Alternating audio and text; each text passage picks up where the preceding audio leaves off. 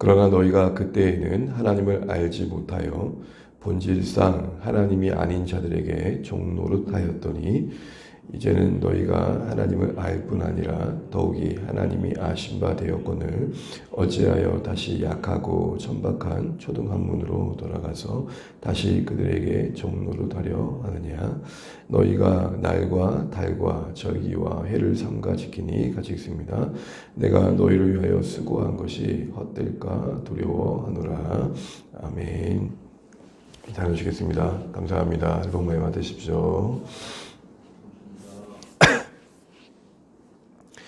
바울은 계속해서 갈라디아 교회 성도들에게 참 너희가 복된 하나님의 자녀, 아들된 그 영광스러운 지위에 서 있는 것을 정말 기억하고 그 지위에 세우신 하나님의 뜻을 따라 살아가면 좋겠는데 참 안타깝다, 이런 마음들이 계속 이어지고 있는 것들을 보게 됩니다. 이유는 뭡니까?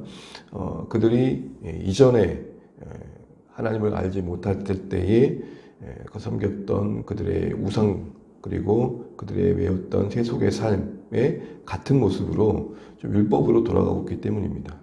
주목할 것은 율법의 조항을 지키는 것으로 돌아가는 것과 이전에 하나님을 알지 못할 때에 섬겼던 우상을 섬기는 것을 같은 위치에서 보고 있다는 겁니다. 왜 그럴까요? 어떤 면에서 같은 걸까요? 그것은 다른 것이 아니라 어느 것이든 율법 아래에 있든 이전에 하나님 알지 못했을 때 섬겼던 우상 아래에 있든 동일하게 그 무엇도 너희들을 죄에서 건져주지는 못한다는 거죠. 다만 느낌인 것입니다. 마치 안식일을 지키고 할례를 지키고 어떤 절기를 지키면 더 하나님과 가까워진 것 같은 그 느낌, 어떤 종교적인 체험, 거기에 왜 너희를 가두고 있니? 하나님은 너희들 그렇게 그런 걸 기대하지 않으셔. 이런 마음을 지금 계속 담아서 오늘 본문의 내용을 이어가고 있습니다. 자, 그런 맥락 안에서 우리 한 절 한 절 살펴보면서 우리 말씀을 이어가 보겠습니다. 8절 한번 읽어보겠습니다. 8절입니다. 시작. 그러나 너희가 그때에는 하나님을 알지 못하여 본질상 하나님이 아닌 자들에게 종노릇하였더니. 그러나 너희가 그때에는 할 때 그때는 바로 예수님을 통해서 하나님을 알지 못할 때를 말하는 거겠죠. 그런데 알지 못할 뿐만 아니라 무엇보다도 본질상 하나님 아닌 자들에게 종노릇 했다는 겁니다. 이전에 섬겼던 우상들, 이전에 하나님이 아닌 것들을 섬겼던 그런 모든 행위들은 본질상 하나님이 아닌 것들에 하나님 아닌 것들에 종노릇 했던 헛된 것이었다라는 겁니다. 종노릇이란 말은 그들 스스로도 거기서 벗어날 수 없는 그 어떤 묶여있는 상황을 말하는 거겠죠. 실제로 하나님이 아닌 것들에 그들은 매여 살았다는 것입니다. 종노를 했다는 것은 그들 스스로도 그것이 하나님인지 아닌지도 제대로 알지 못할 뿐만 아니라 하나님으로 스스로 확신하고 그 하나님이 아닌 것들을 섬기는 것을 평생 그것을 귀하게 여기면서 거기서 벗어나지 못했다는 겁니다. 그 안에는 두려움이 있었을 것이고 그 안에는 뭔가 불안감이 있었을 것이고 그렇게 하지 않으면 안 되는 그 어떤 그들 안에 생각들이 있었겠죠. 이게 참 중요합니다. 어떻게 종교를 갖게 되느냐, 우리가 종교 생활하냐 할 때 사실은 그 마음속에는 조금 더 도덕적으로 잘 살아봐서 뭔가 범죄하지 않고 잘못하지 않고 그래도 뭔가 신이라는 존재 앞에서 괜찮은 사람 되고 싶은 마음과 더하여서 신의 도움을 통해서 뭔가 도움을 받고 그래서 삶의 문제가 풀려가고 싶은 그 자신의 필요를 채우고 싶은 마음일 것입니다. 어떤 막연한 두려움과 불안감이라 할 수 있겠죠. 이런 것들이 적극적으로는 도덕성과 치성으로 나오는 겁니다. 치성이면 정성을 다하면 하늘이 감동을 받고 신이 감동을 받아서 나에게 필요한 걸 채워주겠지.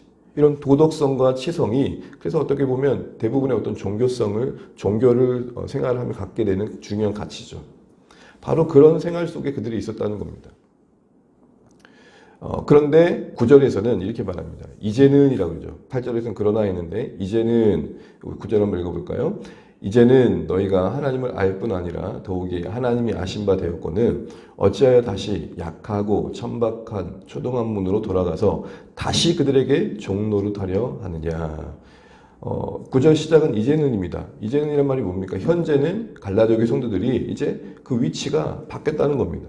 하나님이 아닌 것들의 종노릇했던 그 자리에서 이제는 진짜 하나님을 알게 된 정말 영광스러운 자리에 서게 되었다는 것을 강조합니다. 그런데 이렇게 말합니다. 하나님을 알 뿐 아니라, 앞에서는 하나님을 알지 못할 뿐만 아니라 하나님이 아닌 것들의 종노릇했다는 뭔가 좀 점진적인 표현을 통해서 그들이 이전에 처했던 자리가 얼마나 심각한지를 이야기하고 있다면, 구절을 보시게 되면 하나님을 알 뿐 아니라 더욱이라는 표현과 함께 뭐라고 말합니까? 하나님의 뭐가 되었거늘? 아신 바가 되었거늘. 이게 뭘 강조하는 겁니까? 표현 자체가 8절은 점점 뭔가 더 표현이 좀 더 진보하면서 그들이 처한 자리가 얼마나 참 애처로웠는지를 강조한다면, 9절은 점점 더 뭔가를 드러내면서 얼마나 복된지를 강조합니다. 더욱이 하나님이 아신 바 되었다라는 말의 표현은 뭡니까? 바꿔 말하면 너희들이 지금 하나님 아는 자리에 있는데 더욱이 하나님이 아신 바 되었다는 말은, 그것은 선제적으로 하나님께서 너희를 아셨기 때문에 가능한 일이었다. 다시 말해서 하나님이 너희를 알게 하셨기, 너희에게 하나님 그 자신을 알게 해주셨기 때문에 가능한 거였다. 뭘 강조하는 겁니까? 은혜를 강조하고 있는 것이죠. 그래서 여러분 위에 보게 되면 6절에 아들의 영을 너희들 마음 가운데 보내심으로 하나님을 아빠 아버지라 부를 수 있는 아들됨의 지위를 갖게 되었다, 이 얘기를 하는 것입니다. 그러니까 8절과 9절은 점점 이전엔 하나님을 알지 못하는 그 시절에는 그게 전부인 줄 알고 거기에 종로를 했던 그 어떤 자리에서 스스로도 나올 수 없는, 이제는 하나님을 알게 된 그 자리는 더욱이 하나님을 아신 바 된 거의 결과라는 거죠. 하나님이 아신 바 된 거의 결과라는 것은 하나님이 알게 해주셨기 때문에 가능하게 된 진짜 너희가 은혜의 자리에 있다라는 것입니다. 그러니까 이렇게 복된 자리에 있는데 왜 9절 하반절에 보게 되면 다시, 개역 개정에는 다시란 말이 한 번만 언급되었는데 원문에는 다시, 왜 다시 이런 말로 나옵니다. 그러니까 왜 이해가 안 된다. 왜 그렇게 그 어두움의 자리로 다시 돌아가려고 그러는 거야. 이렇게 얘기를 하는 겁니다. 예전 일 때요, 어렴풋하게 기억나는 게 늑대 소녀라는 소년이라는 이슈가 있었습니다. 늑대가 키워가지고 어렸을 때 야생에서 자랐던. 그래서 그 아이를 건져서 따뜻하게 밥을 먹이고 관계 속에서 이렇게 세워갔는데도 여전히 그 늑대와 함께했던 그 야생의 습성을 버리지 못해서 사람들과 어울리지 못하고 먹는 음식도 또 그렇게 달라지지 않는 그런 모습들이 이야기가 됐었습니다. 그만큼 그 늑대의 습성에 젖어 있었던 것이죠. 바로 지금 바울이 이전에 이방인으로서 그들이 섬겼던 그 옛날 습관으로 다시 회귀하려고 하는 그런 그들의 모습을 지금 다시 한번 지적하고 있는 겁니다. 왜 또 종로로 살려고 하느냐? 왜 스스로 거기에 갇히려 하느냐라고 얘기합니다. 그러면서 뭐라고 얘기하고 있냐면 약하고 천박한 초동학문. 중요한 표현은 약하다라는 겁니다. 천박하다는 건 무가치하다는 거겠죠. 약하다는 말이 무슨 말일까요? 너희들을 책임져 주지도 못할 거고, 너희들의 영혼을 붙들어 주지도 못할 거고, 너희에게 생명도 주지 그 못한 것에 왜 너희 자신을 드리느냐라는 것입니다. 앞서 말씀드린 것처럼 이때의 촌동학문은 그런 의미에서 하나님을 알지 못하던 때에 섬겼던 우상들, 하나님을 알지 못하던 시대에 그들에게 익숙했던 어떤 얽매였던 삶의 원리들, 더 나아가 오늘 본문에서는 율법의 조항까지 다 싸잡아서 얘기하고 있는 것입니다. 그래서 10절에 보게 되면은 어떤 날을 지키고 달을 지키고 절기와 해를 지키는 어떤 절기의 준수의 내용들을 이어서 이야기하고 있는 것이죠. 앞서 말씀드린 것처럼 회심 이전에 이방 성도들이 이전에 섬겼던 우상들과 세속적인 삶의 원리와 율법을 같은 선상에서 두면서 그것을 초등학문으로 묶어서 그 모든 것에 종노릇하는 것을 지금 질타하고 있는 것입니다. 유대인 출신이 아닌 이방인 출신들은 하나님을 원래부터 알지 못했기 때문에 예전에 자기들이 하나님으로 알고 있던 것을 섬겼던 그들의 삶의 습관이 있을 텐데 그 방식과 이제는 율법이란 준수한다는 이 방식이 같은 거라고 얘기하는 것입니다. 왜 그럴까요? 그게 11절과 같기 때문입니다. 11절 읽고 말씀드리겠습니다. 내가 너희를 위하여 수고한 것이 헛될까 두려워하노라. 그 초등학문으로 들어간 행위, 그것은 결국 너희들에게 복음으로 너희들 가운데 일으키려고 했던 그 수고의 열매를 맺지 못한다라는 것입니다. 마치 절기를 지키면, 날을 지키면 그 어떤 절기를 준수하면 그게 너희들에게 생명을 줄 것 같지만 그것이 너희들의 제된 본성을 꺾지 못하며 이전의 삶으로 회개하게끔 하는 그런 삶의 옛 모습과 싸울 때 전혀 능력이 되지 않는다. 이렇게 얘기하는 것입니다. 이 11절 말씀을 이해하려면 우리가 4장 19절을 좀 읽을 필요가 있습니다. 19절 한번 읽겠습니다. 시작. 나의 자녀들아 너희 속에 그리스도의 형상을 이루기까지 다시 너희를 위하여 해산하는 수고를 하노니. 자녀의 형상, 하나님의 형상이 그들 가운데 이루어지는 일들과 그리스도의 형상이 그들 가운데 이루어지는 일들이 앞서서 초등학문 안으로 돌아가는 것들로는 이루어지지 않을 일이라는 것입니다. 남들보다 조금 더 예배에 빨리 나오고 남들보다 좀 더 봉사를 열심히 하고 또 남들이 하지 않는 신앙의 행위를 더 한다고 해서 그것이 그 사람에게 하나님께서 그들 안에 새기고 싶은 하나님의 형상과 성품을 만드는 일에 기여하느냐 할 때 그렇지 않다는 것입니다. 이게 참 중요합니다. 우리는 신앙을 이해할 때에 그 어떤 열심과 진정성과 헌신과 뜨거움으로만 이해할 때가 참 많습니다. 그러나 바울이 지금 그 수고가 헛되다 하고 걱정했던 건 다른 것이 아니라 그렇게 행동하는 것들이 너희들 안에 너희를 하나님의 자녀로 부르시고 그래서 너희들을 그리스도의 형상 곧 하나님을 닮는 자로 만들어 가시고자 하는 하나님의 구원의 목적을 이루는 일에 별 도움이 안 된다. 이 얘기를 하고 있는 것입니다. 그런 의미에서 수고가 헛될까를 두려워했던 것이죠. 우리가 오늘 식으로 좀 얘기를 하자면 하나님께서 우리에게 기대하시는 신앙의 방향은 이전보다 좀 더 주님을 더 닮아가고 주님의 그 성품과 주님의 모습을 드러내는 것일 것입니다. 그런데 신앙생활이 연륜이 쌓이면 쌓일수록 어디에 머물러 있느냐? 그래도 내가 예배 잘 드리고 있지. 그래도 내가 열심히 봉사하고 있지. 그래도 내가 남들이 하지 않은 수고를 하고 있지. 여기에 매여 있더라는 것입니다. 여러분 이런 모든 활동들이 다 불필요하다는 게 아닙니다.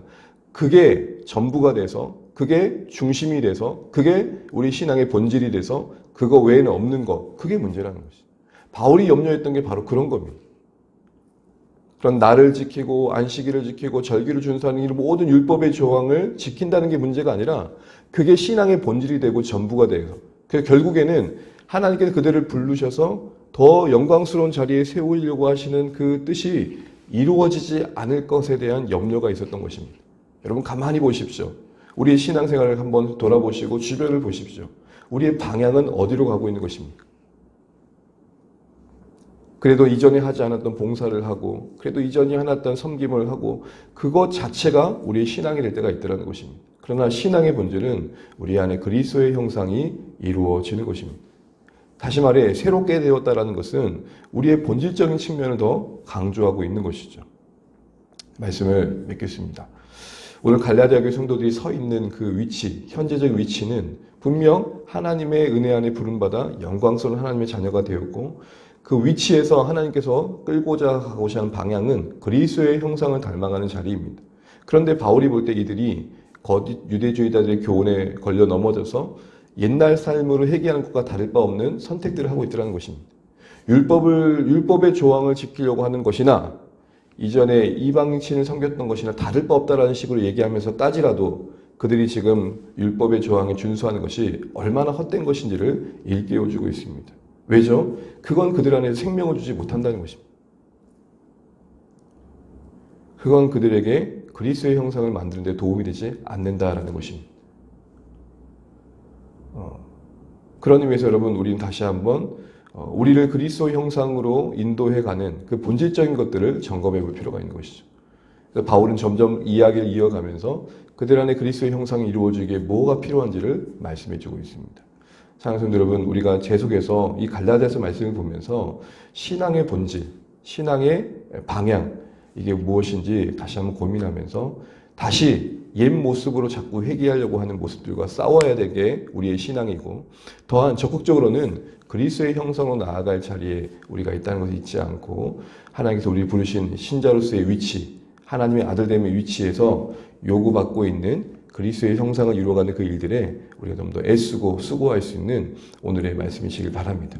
11절 말씀처럼 하나님께서 복음으로 우리를 부르셔서 우리를 붙들어 인도해 가고자 하는 방향으로부터 멀어져서 그 수고가 헛될 것에 대해 염려했던 바울의 마음처럼 우리도 하나님께서 우리를 부르신 목적대로 살아가지 못하는 것을 더 안타깝게 여기고 그게 고민이 되고 그게 기도가 되면 좋겠습니다. 그래서 정말 신앙의 본질을 붙들고 고민하고 그래서 그 신앙의 본질 안에서 자라남을 경험해가는 우리가 되었으면 좋겠습니다. 그로 인해서 하나님께서 우리에게 주시고자 하는 복을 누릴 수 있는 우리 모두 되시기를 주님의 이름으로 축복합니다. 네, 찬양하겠습니다. 찬송가 338장입니다.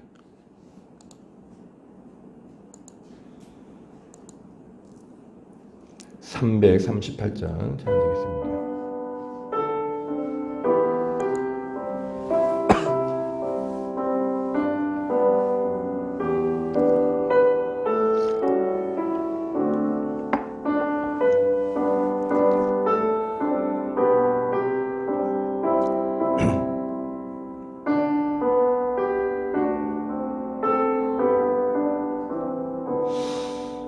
내 주를 가까이 하게 함은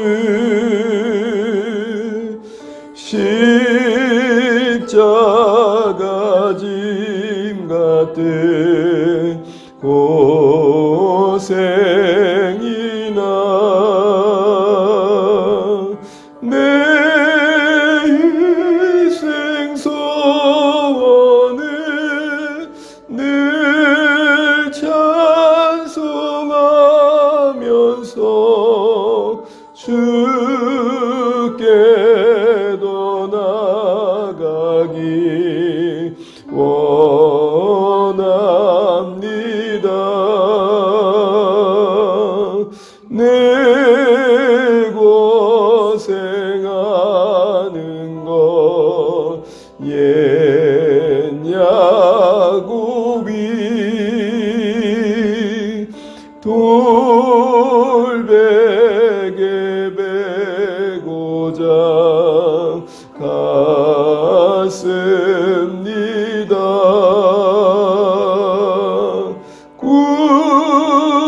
꿈에도 소원이 늘 찬송하면서 주께도 나가기 원합니다.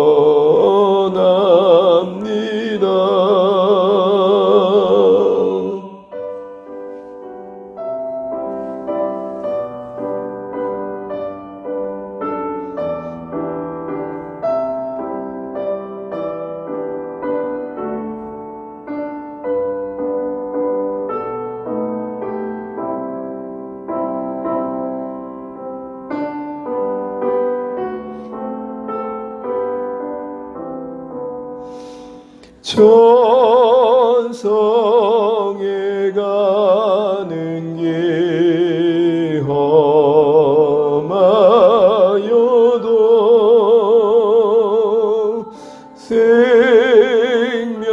생명길 대나니 은혜로다. 천사 늘 찬송하면서 주께도 나가기 원합니다.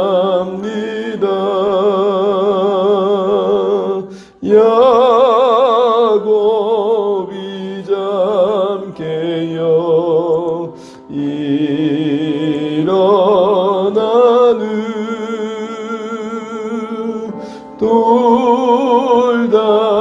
돌다는 쌓은 것 본받아서 숨질 때 되도록 늘 찬송하면서 듣게도 나가기 원합니다. 아멘.